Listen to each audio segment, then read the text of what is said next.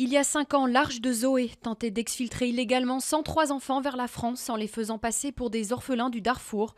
Le procès de 6 membres de cette association s'ouvre cet après-midi à Paris, en l'absence des deux principaux acteurs, son président Éric Breteau et sa compagne Émilie Lelouch, qui avaient été condamnés puis graciés par le régime tchadien, refusent de comparaître devant le tribunal correctionnel.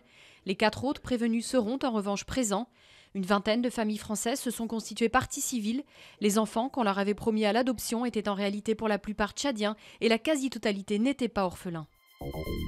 Désavoué par le Premier ministre sur le dossier de Florange, Arnaud Montebourg a menacé de démissionner, mais François Hollande l'en a dissuadé. C'est ce qu'a confié à Libération le ministre du Redressement productif, dont la proposition de nationaliser le site d'ArcelorMittal en Moselle n'a pas été retenue. De son côté, le numéro 1 de la CGT, Bernard Thibault, a dénoncé un renoncement condamnable du gouvernement. Séance de conciliation à l'UMP, à la veille de la date butoir imposée par Nicolas Sarkozy. Jean-François Copé et François Fillon doivent se rencontrer à l'Assemblée nationale pour parler du sujet qui les oppose désormais, la date d'un nouveau vote pour la présidence du parti. Dimanche à Nancy, le député maire de Meaux a dit vouloir rester 2 ans à la barre de l'UMP, beaucoup trop tard pour les fillonistes.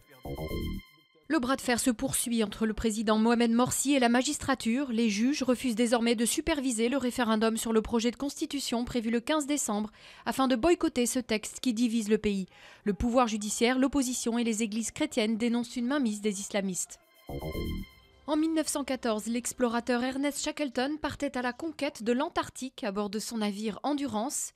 Près d'un siècle plus tard, un aventurier anglo-australien part sur les traces de cette épopée légendaire. Tim Jarvis et son équipage s'apprêtent à traverser l'enfer blanc à bord d'un modeste canot. L'expédition devrait durer 2 mois.